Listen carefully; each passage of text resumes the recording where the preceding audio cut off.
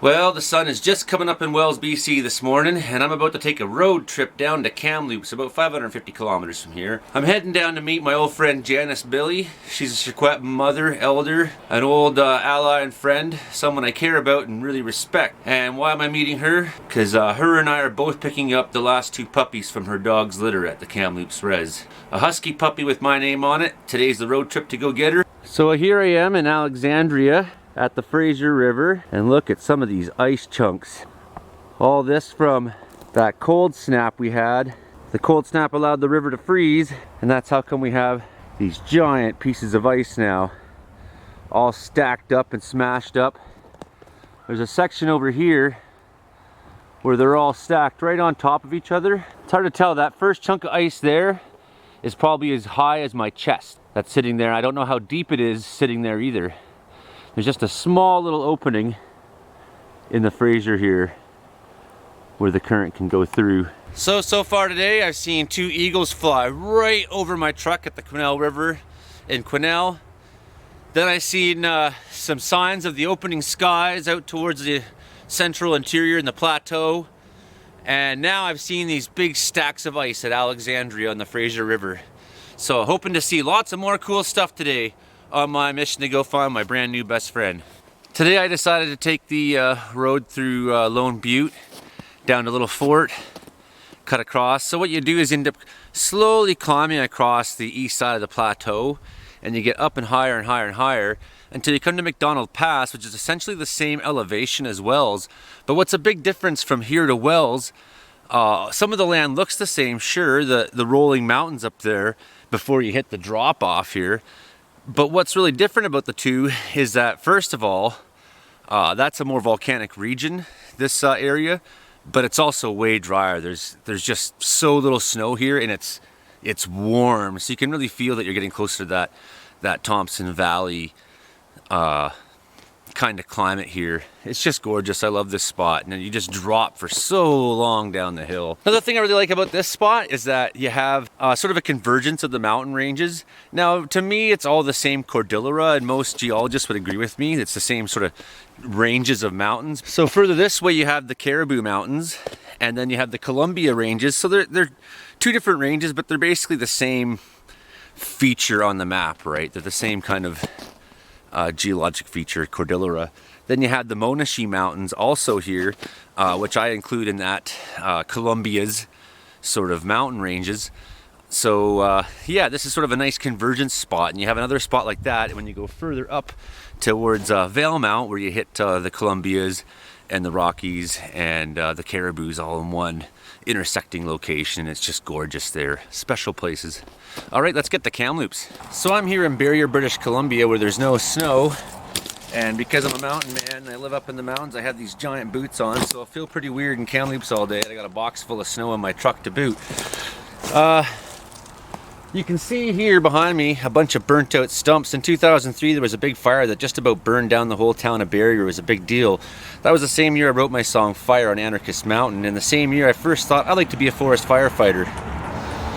Strangely enough, one good story about Barrier myself is that I did my danger tree assessor course here, and in 2019, and we went and did a field practicum about 15 kilometers just east of the town here.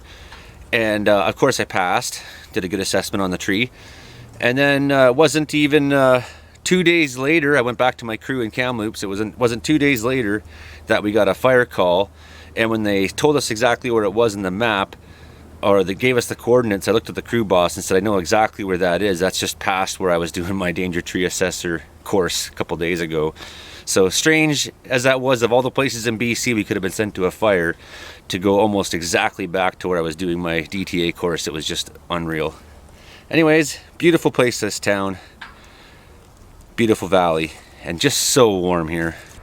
I can hear rocks rolling down the bank behind me here. Trickle, trickle, trickle, trickle, trickle. But what can also happen when you have fires that are so hot is that they can burn the soil right down to the ground, right?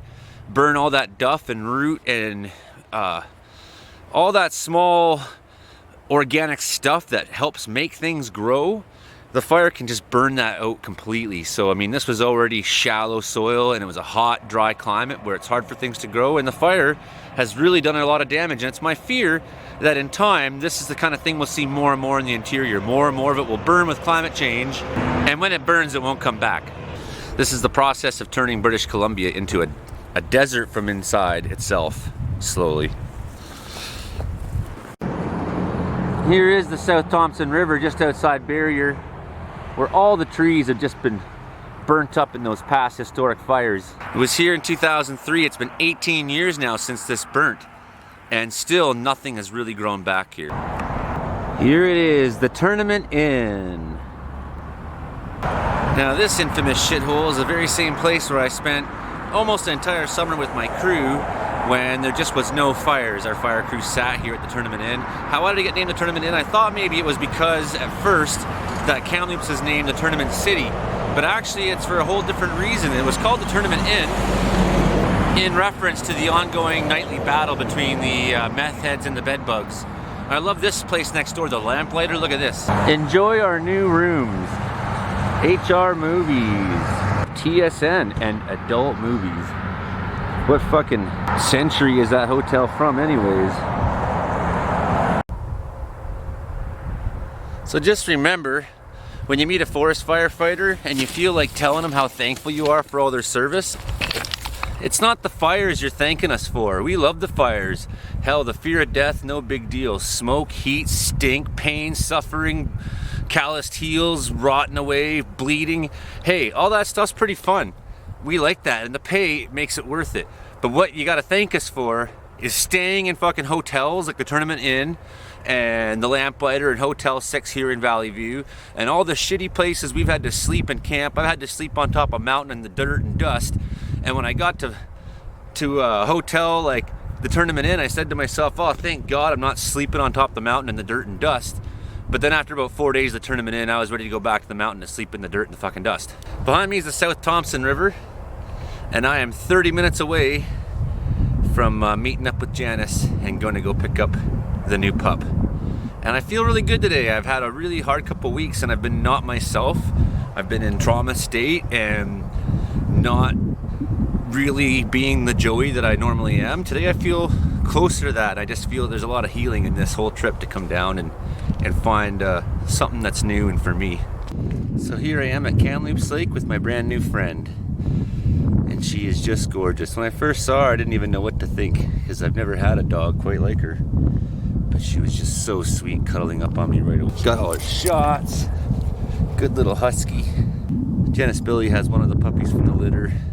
Her daughter has another. And this is a special dog, and she loves me already. You are a lap dog. I always love this spot. I'm a person with a lot of PTSD, and something about having a dog in my arms helps me. Felt like I was in crisis a lot the last bunch of days. Didn't even recognize myself.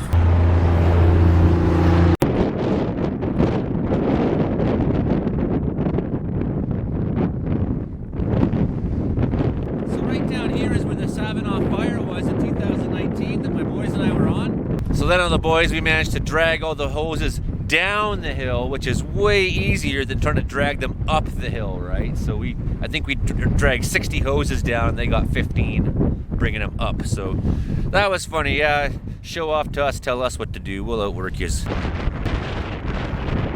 want to go for a run? You're so funny. I'm not running. Well, you don't come well, but at least you don't go far. I'm sneaking up on some eagles. The fence and the sound of the vehicles give me cover. There they are.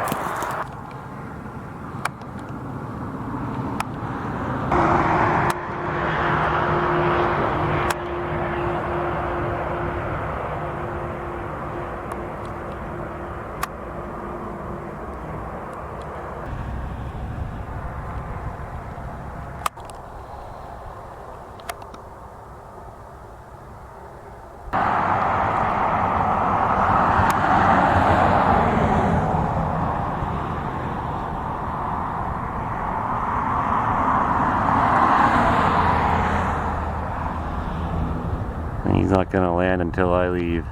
Couple eagles sighted. Tried to sneak up on them, but it's pretty hard. They were alert and looking my way, and I don't have hours to spend doing this, so I tried to make my move quick with the sound of the vehicles. Didn't work. Off they flew. Oh well, next time. It's gorgeous here. Oh, there's the two now.